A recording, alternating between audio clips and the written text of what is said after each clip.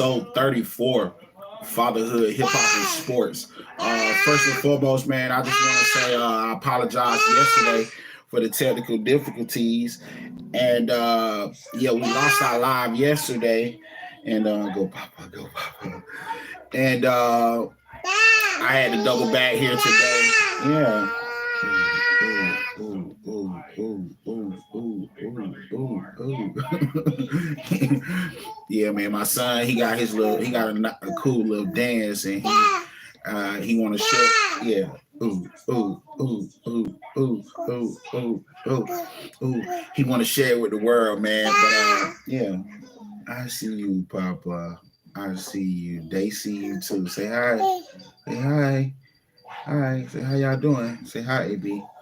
Hi. Say hi. Hi guys. But yeah, man, I apologize yesterday. My live got cut a little short. Didn't have enough juice on my phone, and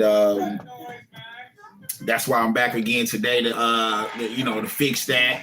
I thought my live was in a position to go, to be uploaded, but unfortunately I didn't get a chance to submit all the final touches and things. So I apologize for the inconvenience, but here we go. Episode 34. First and foremost, I want to send a special shout out to all the fathers, all the mothers across the world, man. You guys rock. You guys are amazing. I want to send another special shout out, man, to the YouTube family, man.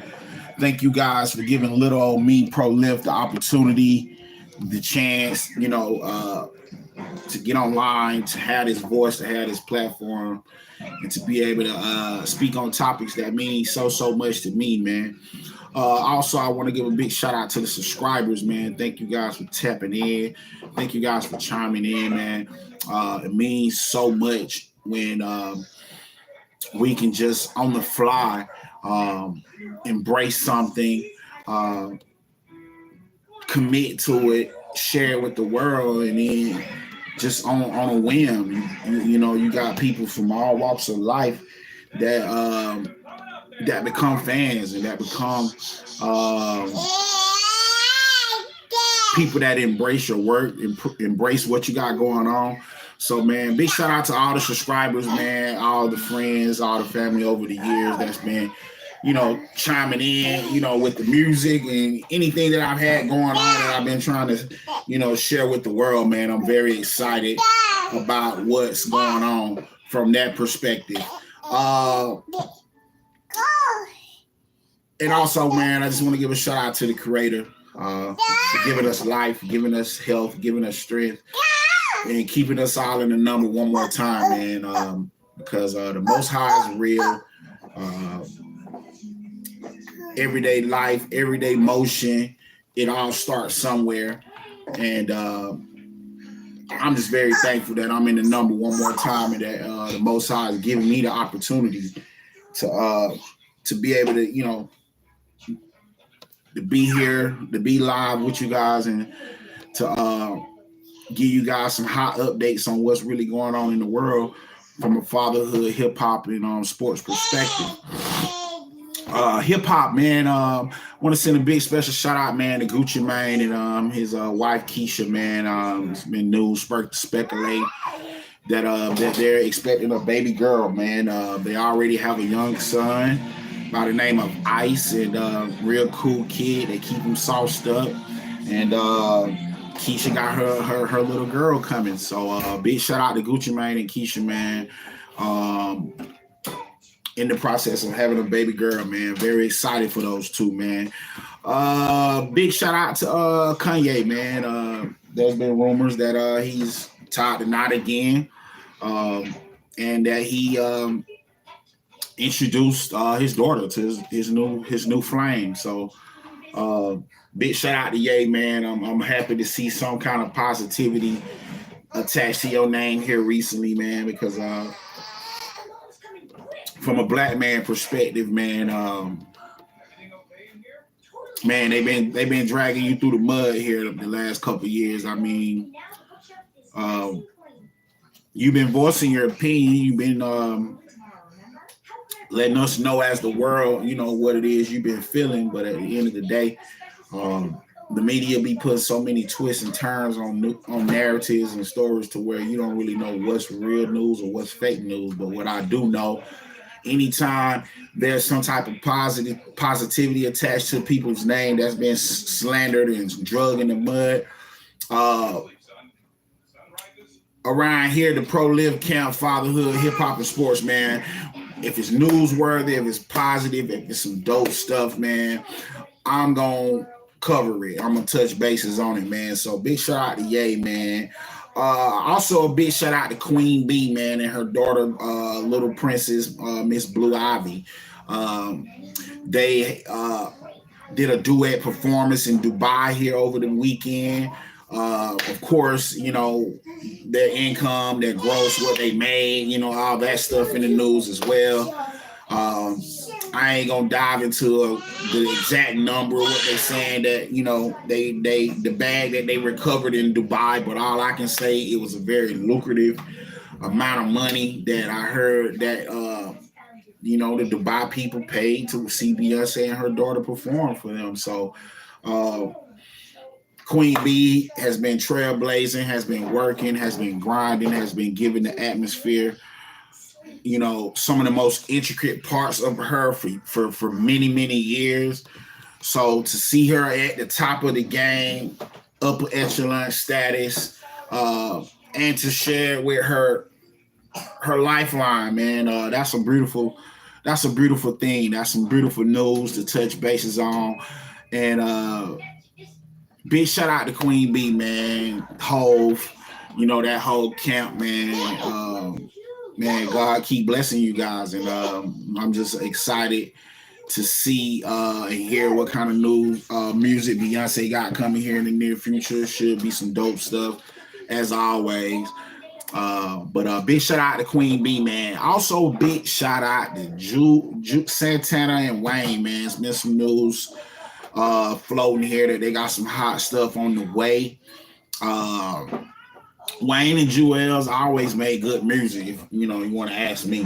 Those few mixtapes they blessed us with in the early 2010s. Some good stuff, some ratchet stuff. But it was some art form that was very, very needed at that time that they blessed us with it. So big shout out to OG Wayne, man, Jewels, man. Hey, relax.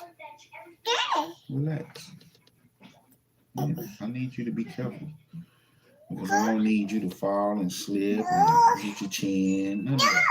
Yeah, relax with Puppy. Give me a hug. Give me 5.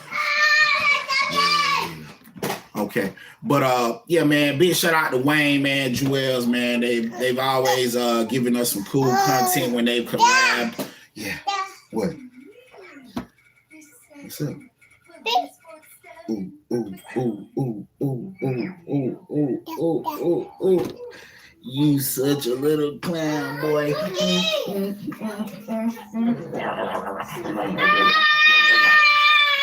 What happened? Doggy? Yeah. Okay, what you doing? Some homework? Yeah. Who's that?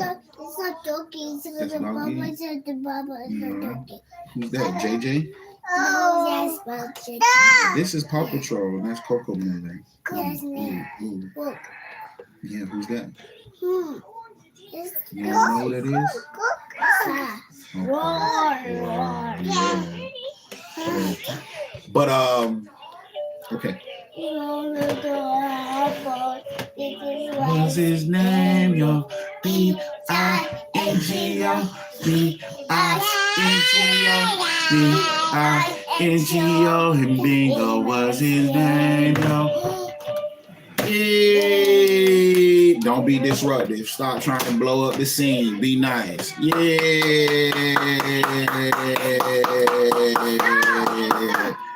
Okay. Daddy got to work. Go over there. Okay. Daddy got to work. Let me finish work, okay? Okay. Let me help you. Okay. Go with Sissy. Let me help. Yeah. You finish working, okay? Go sit down with Sissy. But yeah, man. Whenever Wayne and Santana have collabed over the years, man, they've given us so much with their music, man. It's been so much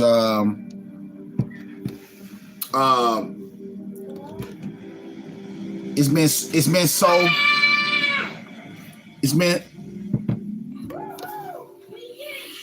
been so necessary whenever they've collabed over the years. So I just really truly felt that was newsworthy. They needed a shout out because they both been trailblazers. I both grew up to their music. So very optimistic to hear what they've been cooking up on, man. Big shout out, man, to King Young Dolph. It's been over a year now, man, since those cornballs in Memphis, did that to you. I ain't finna get on the internet and cap and say, oh, I was your biggest fan. I listened to all your music every day of your life. But when I did gravitate to Dolph, it was kind of like, it was like I had no choice. He was circulating on the airwaves. He was on news channels. He was on the TV and commercials and stuff. And I was the same age as Dolph. One of the most intricate and touchy feelings that I had that relating to Dolph, outside of both being raised in the South, having some real close friends that I've known for years that grew up in Shelby County. Knew of some people that knew Dolph and knew some of his people in his camp. And the one thing that always stood out about Dolph to me, man, was the love he had for his grandma, man. And being a product of the crack era, his parents, being Rolling Stones in that era. So when his grandma took him in, went up to Chicago, got him at the age of like 2 or 3, the story sounds similar, because I was born in Newark, and I moved to Georgia around about 2 years old, turned 3 in Georgia. Winter of '88 was when I touched bases in Georgia. So being an up north guy coming all the way down south, being taken in by your grandma, being a grandma, love, and knowing that your grandma is your rock, your grandma is your cornerstone.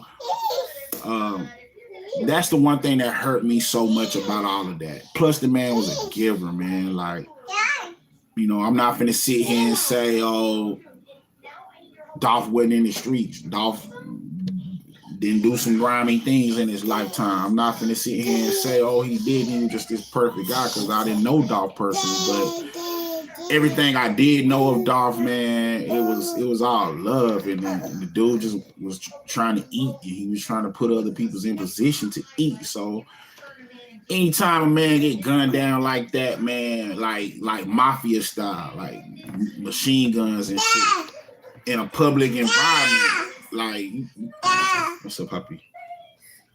Okay. In a public environment, that's kind of like, man,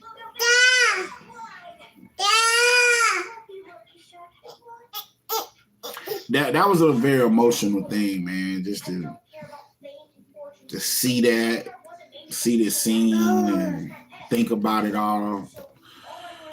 It just sucks, man. And the judicial system,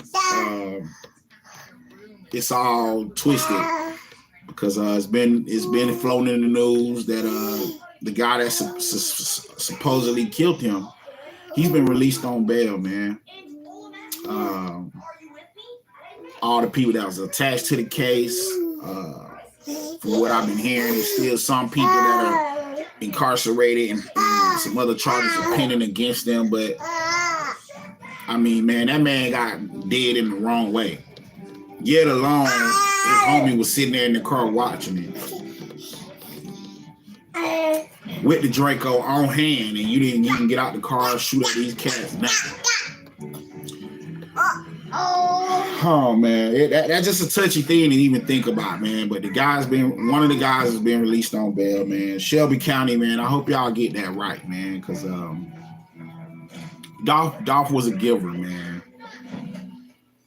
All the people that supposedly had something to do with this felt like that man needed to be eliminated, taken away from society, taken away from his kids, taken away from his lady, taken away from his family, man. Like, that's supposed to be something that God dictate, not man. But it's a lot of people still mourning, missing you, Dolph. The work, the grind, the commitment you gave your town, your city, Memphis, the philanthropy work that you was doing outside of rap, and just being a giver, man. Like, I'm sorry, man. Like, that ain't supposed to happen to you, man. But, you know, society's still going on. It's the madness in hip hop is at an all-time high since you've been gone, man. So I just hope you're sleeping well. I hope your soul is all right with God, and I hope, you know, and pray that your family gets some justice behind all of this. Sports, man, NFL, man, we've made it to almost the end of the road. We're in the Final Four of the NFL postseason, man. Before I dive into things, man, I just want to give a big special shout out, man, to OG Richard Sherman. Everybody know who Richard Sherman is, man. Former All-Pro corner, probably one of the best corners that played the game here in the last 10, 15 seasons. He's been retired now for a year. He was a sports analyst on Thursday Night Football. He has his own podcast, Super Bowl winning corner. Supposed to be a 2-time Super Bowl winning corner. But attended Stanford, you know what I mean? Like, I mean, who does that? Like, turn out to be one of the dopest corners to play the game, but you went to Stanford. Like, what the fuck? That sound like this dude's supposed to be a senator or something like that. But shout out to OG Richard Sherman, man. He warned us about the 49ers all year long. I'm talking about even when they was 2-3, 3-4 and shit. Like, dude told us all year long, look, when they put some things together, they're going to be dangerous. They're going to be scary.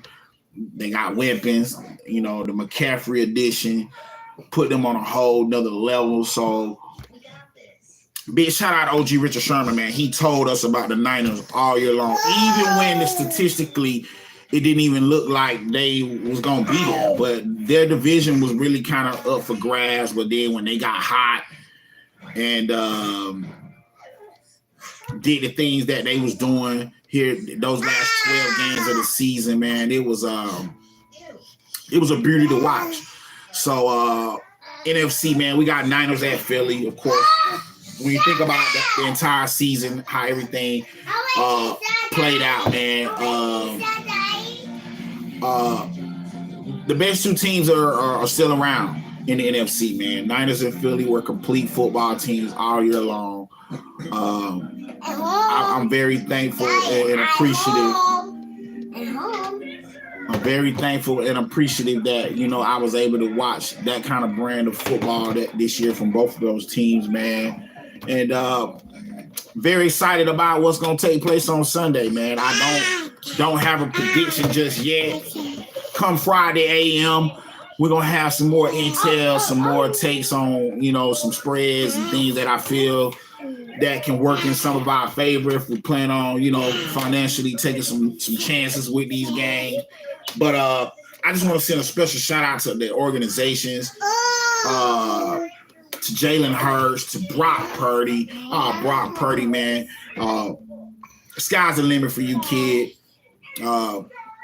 You're already a fan favorite in the Bay. You've only played a couple months of football as a professional, and you're doing it with grace, bro. You're doing it with some passion, and long as passion in it, man, anybody can be a champion. So, big shout out to Brock Purdy, the 49ers as a whole, man. George Kittle, man, you're insane. You're grind, your commitment to the game.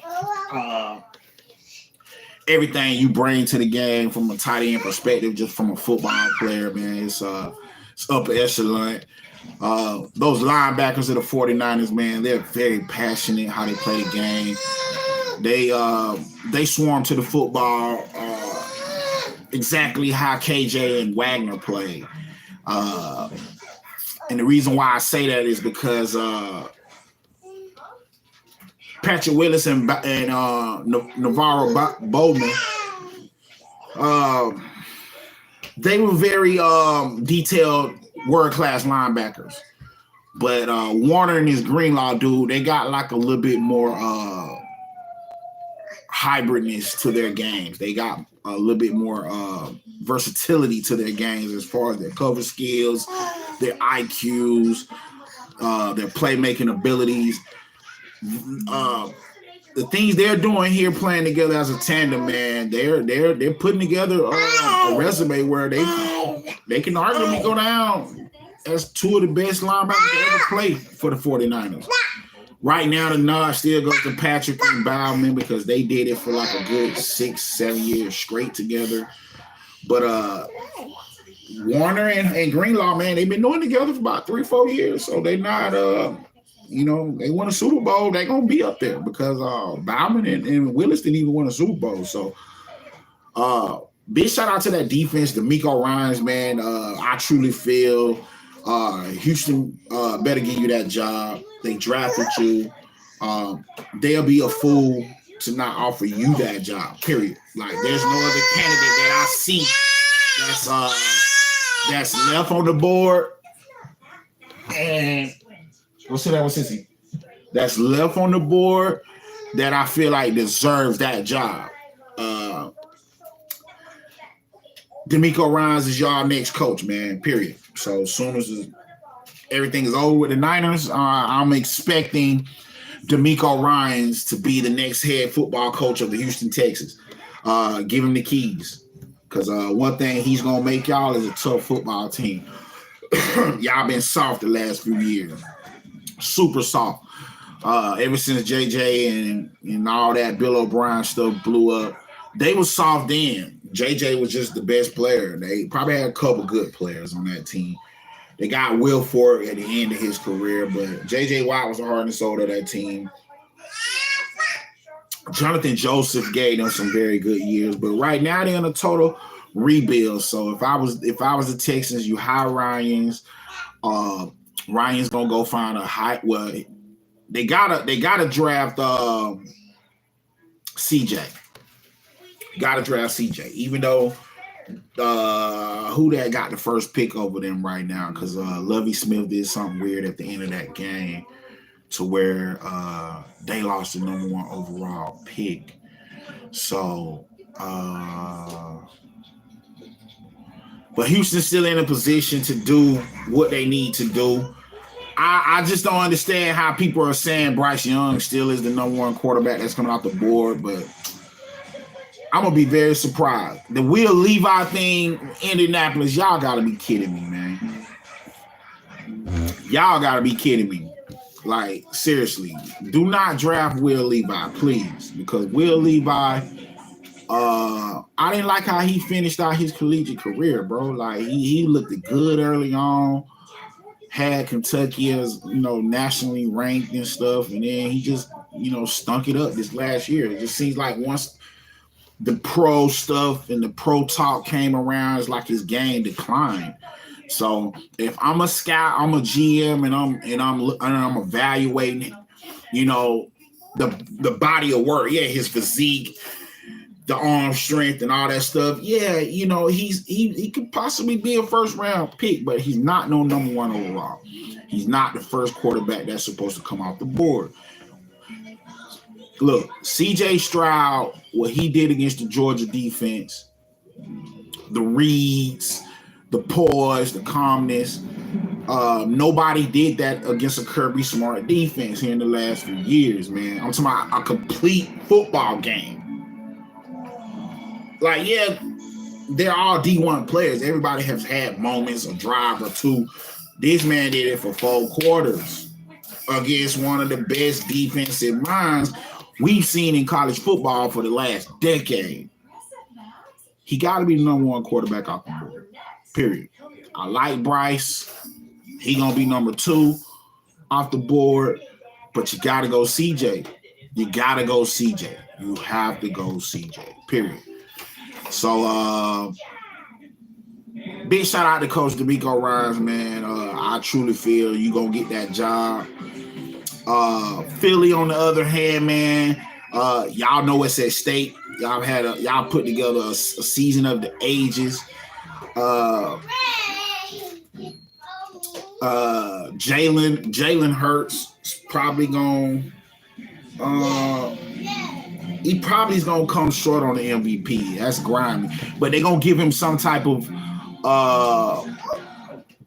elite award. But I think Mahomes going to get the MVP this year, man, because what he was able to do without Tyreek Hill this season, all the shifting of players on offense, drafting rookies like Pacheco. Nobody even know where this dude come from. Just came out of nowhere and just been playing beastly football all year. Juju quietly came over from Pittsburgh and just been fitting in that nucleus real well. It's hard to say Jalen gonna get that over Mahomes, man. And Mahomes pretty much played the entire season. Hurts sat out a few games, but Hurts was more needed for his team though too. So when you talk about that's a tough one to call right there. But it got to be clearly those two, Mahomes, Hurts, because they both proved a lot of people wrong this year. Proved a lot of people wrong, man. But big shout out to Jalen, man. Can't pronounce that young head coach's name, but he's young. He got Sean McVay tendencies. So the future is so bright for the Philadelphia Eagles, man. That's gonna be a slugfest football game.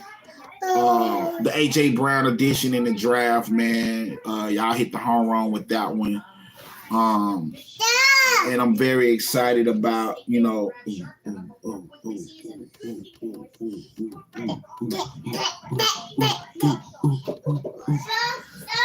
I'm my son a trip. I'm very excited, man, about what the future holds for the Eagles as a whole, and it's gonna be very interesting to see how things play out for them, man. Cincy at KD, look here, man. What's up?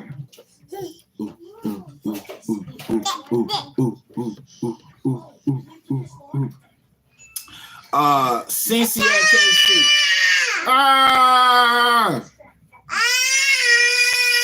Big superstar, what's happening?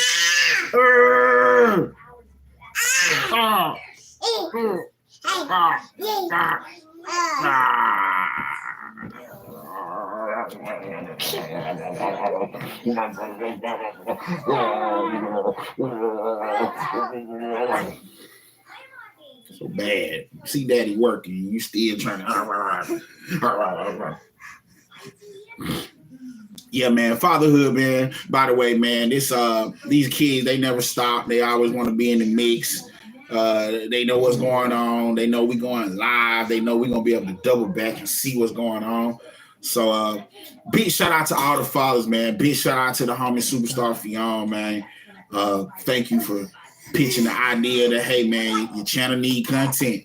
You want subscribers, you need followings, you need people tapping in. You know, you got to open up your world. So thank you for pitching that idea. Thank you for, letting me know, hey, that this is what's going on. So big shout out to you, man, your daughter, your family, man. I hope everybody's in good health, in good grace. and number love this way. But Cincy at KC, it's gonna be a very good football game. Cincy has, as we know, they've had KC's number here the last few seasons. They beat them 3 straight games. And as we know, they clipped them last year in KC to get to the title, the Super Bowl. And is history gonna repeat itself? Because I'm telling you right now, Cincinnati has the best receiving core in the game right now. Chase Higgins, Boyd, Irwin, Hayden Hurst. They got all kinds of weapons over there, and their backs are complete backs out. They can catch it out the backfield. They finish runs. They have another young-minded head coach. Andy Reid is the only OG left, like super OG.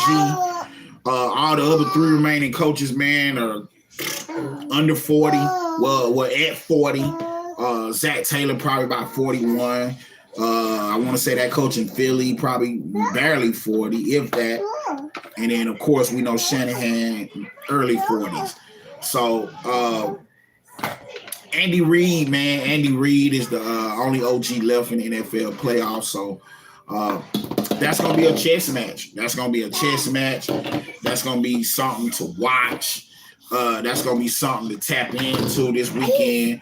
So I'm very excited about both title games. So y'all better go and get your popcorn ready and have your beer cold for a couple days, because that's going to be a game you want to tap into.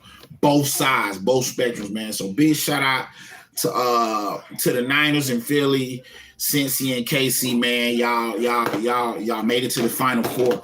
All the other participants that made the playoffs, you got to get better defensively. You got to get more creative with your play calling, because in this day and age in the NFL, man, you got to score points when it's necessary, and you got to have a defense that's going to give you a chance. And the teams that are remaining, all their defenses gave them chances when it was necessary, and their offenses put up points when they were supposed to. So that's why they still standing. So, all the other participants, y'all got to get back to the drawing board. You gotta work the draft, really work the draft. Evaluate talent, not just because of the schools, but evaluate the talent. Evaluate,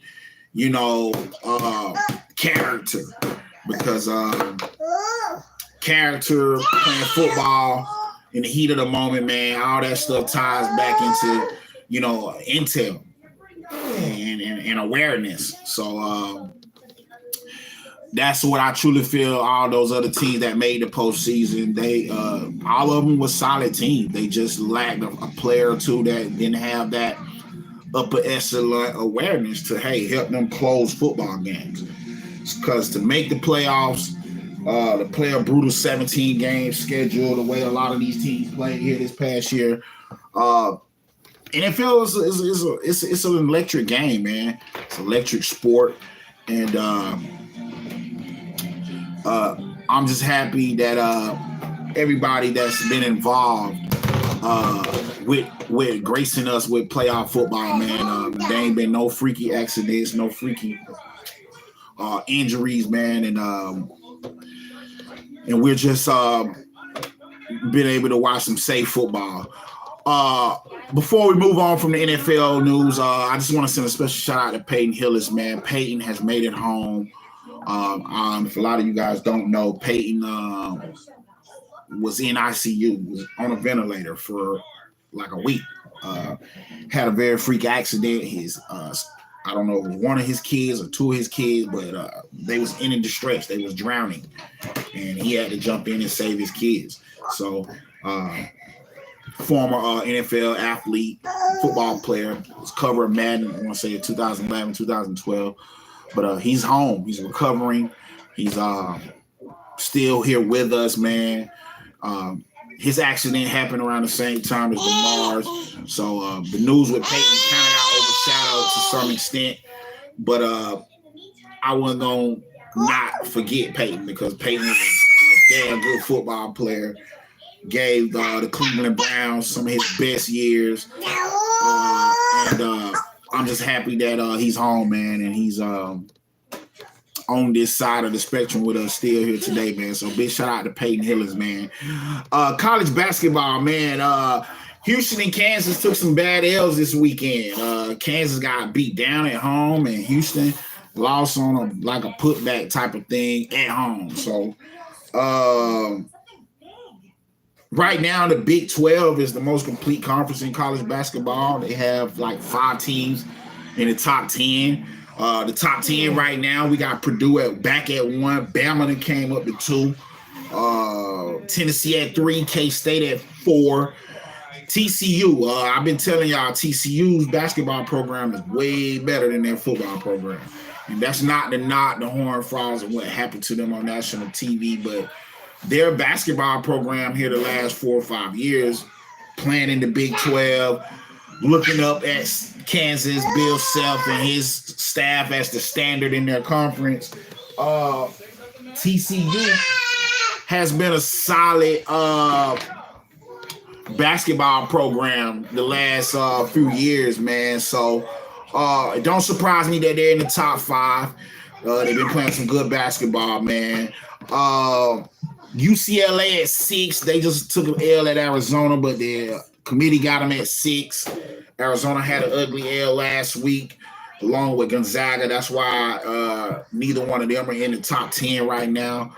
But when it's all said and done, they'll be there in the end, in the Sweet 16 for sure. So you can't count those teams out. Texas, Houston, and Baylor round off your 8, 9, and 10 teams in the country. All Texas. But as y'all guys can see there, the Big 12 has 5 teams in the top 12.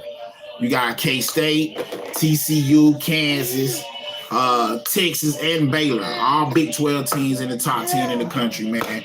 All playing great basketball. But it's conference time. It's time to close. It's time to, prepare for March right now. So if you're thinking about going to the tournament, you're thinking about making some noise, I best advise all these schools to y'all got to do it now. You better come on with it right now. It's time to do it right now. So if y'all got any kind of plans and hopes of making a national title run, the time is now. The time is now, because those committees, the teams that the people, the personnel, people that are going to be responsible for putting people in the tournament and giving out these rankings and stuff, y'all already know X amount of schools from so many conferences going to get nods. So if you know you one of them schools and one of them programs that ain't considered elite, you better go out there and win every basketball game. And speaking of that, big shout out to the College of Charleston, man. They won 20 in a row. I don't know what conference they play in. All I know, they looking up to the standards of UNC and Duke, because evidently Charleston, I know that's somewhere in Carolina, whether it's South or North. But when you talk of Carolina basketball, whether it's South or North, Duke, UNC are the standards. Both states. So any other college that's playing basketball from a D1 perspective in those states, they already know what's going on. Look, they trying to be the Duke program. They trying to be the UNC programs. So big shout out to the College of Charleston, man, for putting in so much work, for getting some national attention. I personally haven't watched them play yet, but I truly believe and feel that the sky's the limit for them as a whole, and I can't wait to watch them play some basketball. So big shout out to the College of Charleston, man. 20 wins in a row. That's newsworthy, man. I don't care what conference y'all play in. I don't care where y'all came from, but that's newsworthy stuff. And I'm very excited about what y'all got going on moving forward, man. Michigan State at 21, UNC at 22, Duke at 23, and Kentucky at 24. When the last time we've heard of those storied programs at the bottom of the barrel in the top 25 in the country. It's been a long time. I'm 37. I've been following D1 basketball, professional basketball for the last like 20 plus years of my life at a high level. I'm talking about at a high level. And I've never seen these schools at the bottom of the totem pole. I'm talking about going into February, conference time. Neither one of these teams are in the top 15. They all at the bottom. So what that means is, they clearly haven't had the season that they wanted to have. So I don't know if the committees right now, baby, I need y'all to go sit down because y'all see me working. I keep telling y'all, go sit down. Like, y'all want to come do all this when daddy working. No, wait till I'm done. Go in the room because I'm not going to keep dealing with attitude. I don't have to now. I give you guys all the love and attention you need. When daddy asks you to do something, I need you to do that. I don't need you to sit here and argue and give me attitude. Hey, cut it out. We're not promoting attitude and bad energy. You know daddy has a routine. I'm working. But yeah, man, it's been a long time since I've seen the Spartans, the Tar Heels, Blue Devils, and the Wildcats at the bottom of the total poll in the top 25, man. But you can best believe come March time, man, Izzo, Davis, Shire, and Calipari, man, they should have those schools in the mix of things, man, because they got some of the best recruits and players in the country that's on these schools, that's playing for these schools, that's representing these schools. And I'm not saying that, hey, this is not the year that they, might, neither one of those marquee teams don't be tournament contenders. It could be that year. It could be that year. All of them don't even make it to the Sweet 16. Neither one of them. They might can all lose the first week. So, but to see them at the bottom of the barrel right now is kind of like, wow, but it's a lot of basketball left. It's conference time. Big 12 is clearly the best conference in all of college basketball right now. SEC is probably right there, number 2. ACC probably 3, just because of the talent and the consistency and the standard they've been to college basketball for years, especially all the 20 years I've been following the game. So it don't surprise me that those 3 power conferences are pretty much dominating the polls right now. So big shout out to Big 12, SEC, and ACC, man. Y'all will clearly have some success come tournament time as far as how many schools that will make the tournament from your conferences. I can see those 3 conferences dominating the tournament this year. It's only going to be 65 teams being chosen, and you're probably going to have 5 or 6 teams from Big 12 and the ACC. You know what I'm saying? I mean, Big 12 and the SEC, 5 each that's going to make the tournament. And ACC. So that's 15 teams already from just those 3 conferences. So that means you got 50 more teams out of all the other conferences that, who going to make the tournament. So NBA. Oh, man. Big shout out to King James, man. LeBron has been the standard in the NBA the last 20 years. You can't argue that. What the guy has done coming out of high school, man, this ain't got nothing to do with the money he's made, This ain't got nothing to do with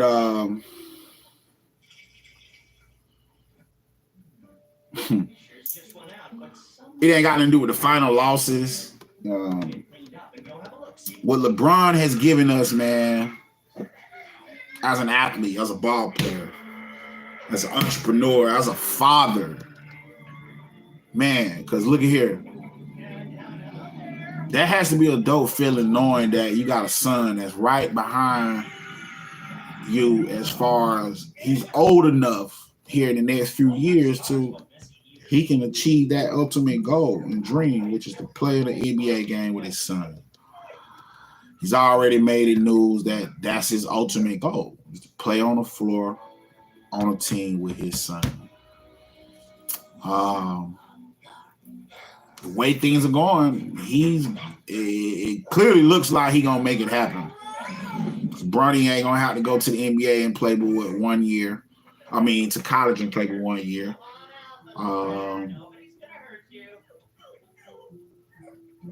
Is Bronny just better than his dad in high school? I don't know way, because he's not bigger than his dad. But what I will say about Bronny's game that I've seen, he's electric. He got some good bounce to be just 6'3". The way he attacks the rim, he low-key reminds me of a very young Westbrook. His style of play.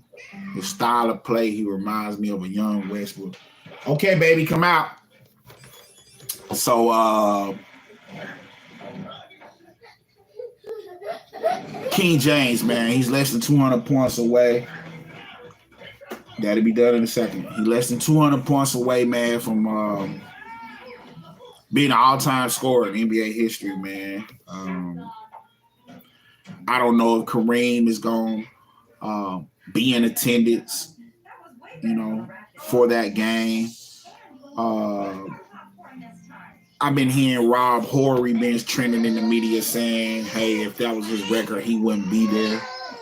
But I'm sitting here thinking to myself, like, well, come on, Big Rob. Like, you've been dubbed as one of the greatest champions to ever play the game. Like, why would you even come out and say that? Like, that's a comment I would have kept to myself. I'm sorry. Because you were looked at as basketball royalty. So I'm assuming you knowing that gave you the green light to say, okay, well, I can make this kind of comment. You know what I mean? But realistically, if you think about it from a real life hooping perspective, it's kind of like that was a hater comment. You know what I mean? That was super hater comment. You know what I mean? It's like when you're a realist and you see and feel hater energy, you gonna see that shit clear as day. Especially, you know what I'm saying, when it's like, look, if you ain't got nothing really nice and real to say, why say it? You know what I mean? If your intentions ain't pure and you ain't trying to just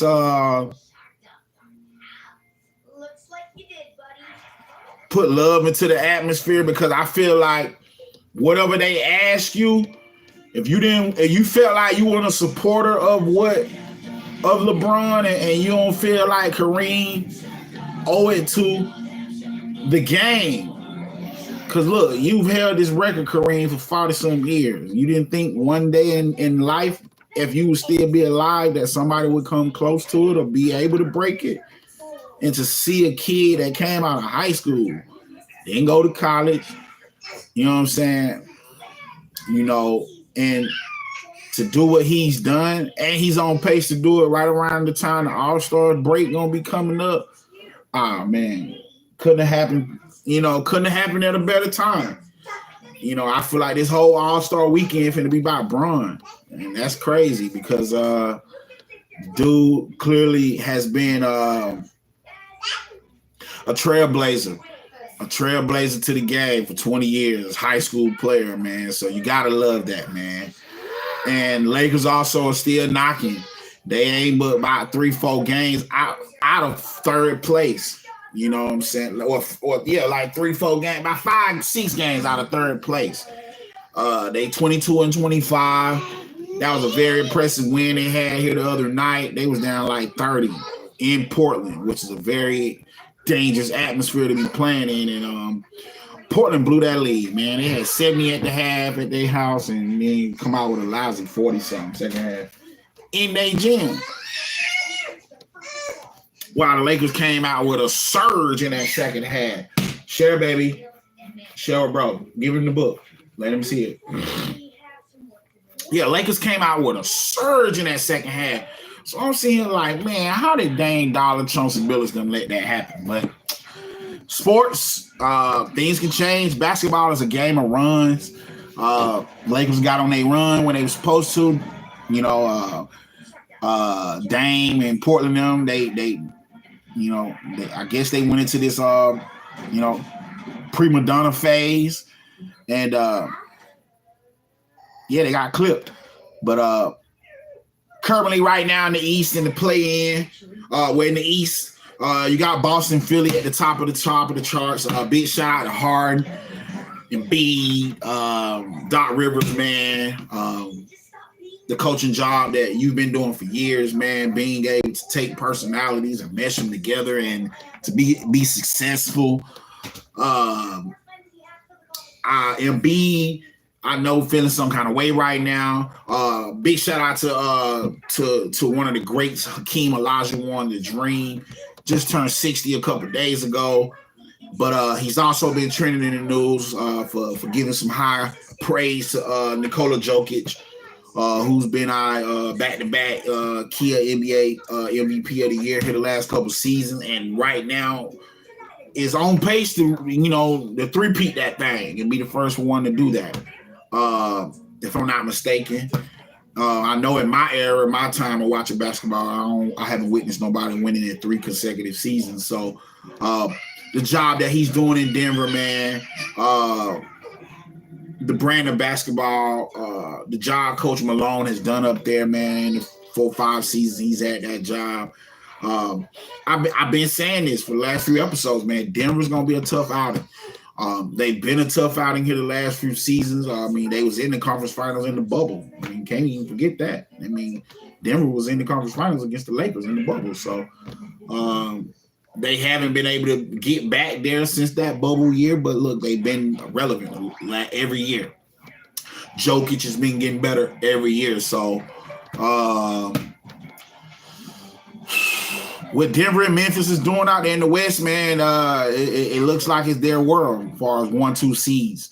Everybody else, 3 through 12, both sides of the element. When we talking Boston, Philly, the only team that's probably a threat to Philly is, of course, Big Freak, Milwaukee, them, Coach Budenholzer, them. They gonna be there every year. But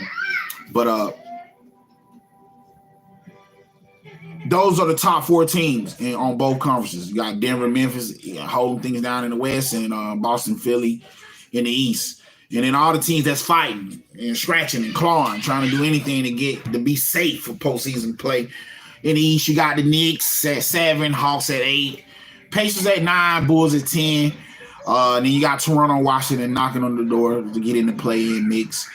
In the West, you got Phoenix at 7, 8, Timberwolves, Utah at 9, and Golden State at 10. Golden State won't be there when it's all said and done. They're going to be back in the top 5 mix of things, at least 6. All they need to do is get in. I think things got a little out of hand as far as them catching Denver or Memphis, but they got the firepower. We clearly know that. They took a bad L the other day, though. Kyrie came in and gave them some humble pie without KD. And big shout out to Kyrie, man. The dude been out there just hooping in Skechers, taping up his old Nikes, and just been out there attacking the game. Been out there just grinding. Been out there just giving us as basketball fans and lovers what we need. You know what I'm saying? So big shout out to Kyrie, the Brooklyn Nets, Coach Jock Vaughn, man. They currently are in the top 5 in the East. That's why their names wasn't called as far as play-in activity because they still holding things down. And I can only imagine when KD gets back, they gonna try to make a run at that top seed, because you got to remember, Boston swept them last year. So, and the year prior, they swept Boston. So,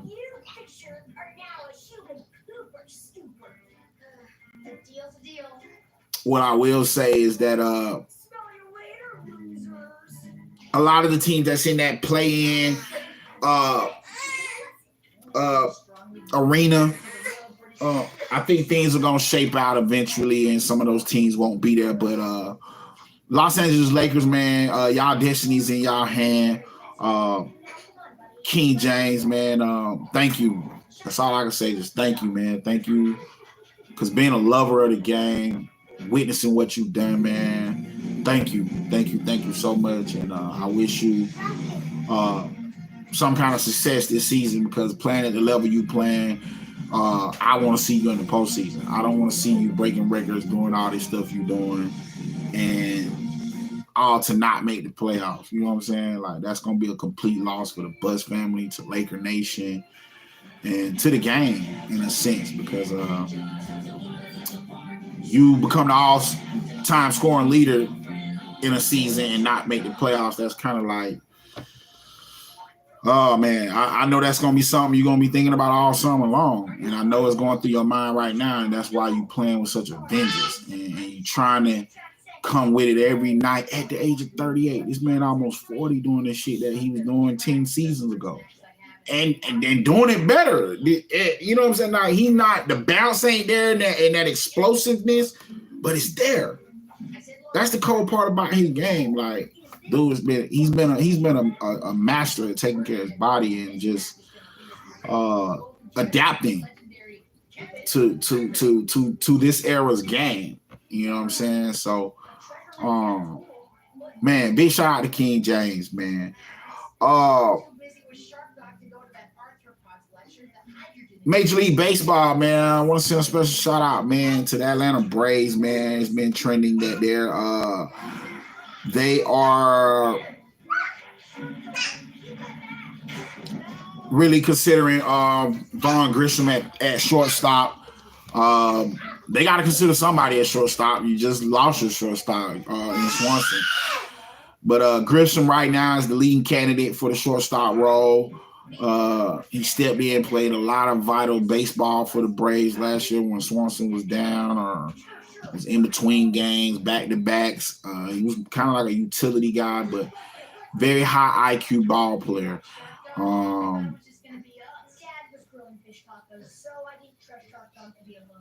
I would be very surprised. I don't know if it's related to OG Marquise Grissom, back in the day, OG center fielder. But could be some kind of relation there. And that's why he's still a Brave and he's around, and they're looking at him as being the anchor to their defense, their infield. There's also been rumors they signed Kevin Pillar to a minor league deal. As we all know, Kevin Pillar will be one of those guys that you can use anywhere in the outfield. If I'm not mistaken, he played a little bit of short base. But Kevin Pillar, he's been around OG for years. Every club he's been on, he's been a force. He's been some positivity. So a big shout out to Kevin Pillar, man, for receiving a minor league deal. Aroldis Chapman, man, has signed a deal with the Kansas City Royals. That was very surprising to see him leave New York, but hey, it ain't worked out for him in New York. They've been committed to him for like a decade, and hey, they ain't even bought one home with him on the roster, I don't think. I don't think he was there in 09. That was 14 seasons ago. So I want to say, yeah, he wasn't that guy in 09 because Rivera was still there. Yeah. So Chapman came along a year or two after that. So to go a decade, one of the best closers in the game, and oh man, and he had highs and lows with the Yankees, but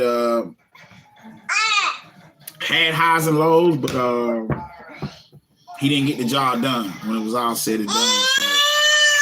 So, but his professional wit, his commitment to the game, everything he's stood for,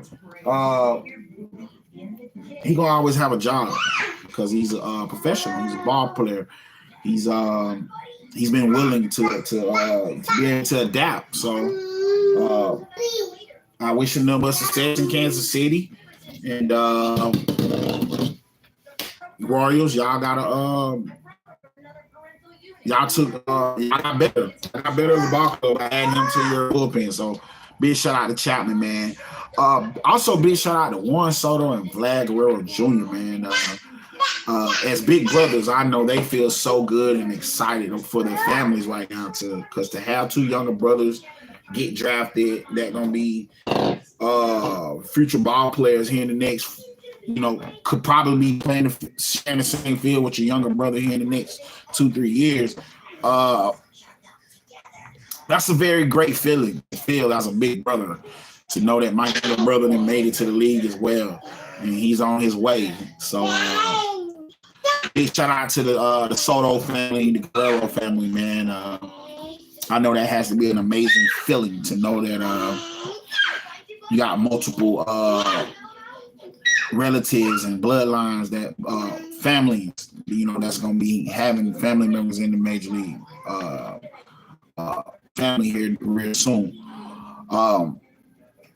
Also, big shout out to Trey Mancini, man. He's been willing. He's let Cubs organization know that, hey, I want to play wherever I'm needed to help this team win, to help this team be relevant. He didn't get like this big contract. I think this whole Cubs run could be a setup for somebody else more prolific down the road as far as another better organization. But I don't know what happened in Houston, why they didn't offer him no more money to stay there or whatever happened with that. But Cubs got a good baseball player. They got better. He's a good stick, utility guy. You can play him in right field, left field. You can play him at first base. So big shout out to Trey Mancini, man, Chicago Cubs. Y'all got a good baseball player, man. They've also added Cody Bellinger to the mix already. They already had some good young talent from when they busted the team up about 2-3 years ago. Baez, Rizzo, Bryant. So they reaping the benefits of some of those moves here, finally having the money to be able to spend to attract some more profile name players in there. So pretty interesting to see how things are gonna play out for the Cubs. Their crosstown rivals, the White Sox, haven't heard too much about them. They did lose Jose Abreu. Abreu's now with the Astros. They got better. They got them an everyday first baseman now. Kind of interesting to see what's gonna happen with Yuli, but they're probably gonna just turn Yuli into their everyday DH and then rotate him and Brantley there, because they did bring Brantley back on a 1-year, 2-year deal. So interesting to see how Coach Baker and Ron Washington, them, how they gonna orchestrate things down there in Houston, man. Gonna be real. Well, my bad, my mistake. Ron Washington, he's in Atlanta, and he got a championship last year as a third base coach. But very interesting to see what Coach Dusty Baker and his staff is, how they gonna utilize some of that talent they got, being the defending champions. Because you're gonna see a lot of Alvarez this year. He's clearly their best baseball player right now, outside of the youngster Pena. Altuve got to come back with more of a better year this year, but they lost a diamond in the rough in Verlander. I don't blame him. You can't pay him $46 million right now, straight, fresh, especially right after a World Series, because then it's like, well, we still need other pieces, Justin. So I'm quite sure that was a mutual understanding and why he, didn't get the payday from them that he probably wanted. So they had to part ways. They had a lot of success here the last 5, 6 seasons, 7 seasons together. So very excited to see Justin and Scherzer back together in New York. I know the Mets as a whole, Coach Showalter and that whole front office and what they got going on.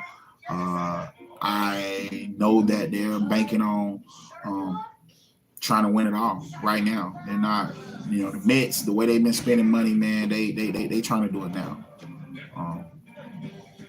Atlanta been right there with them in spenders. So it seems like right now it's like 4 or 5 teams that's been dumping the paybook, dumping the payroll. I mean, emptying it out, exhausting the checkbook, you know, to get the right personnel in there so they can win championships, man. But that's episode 34, guys.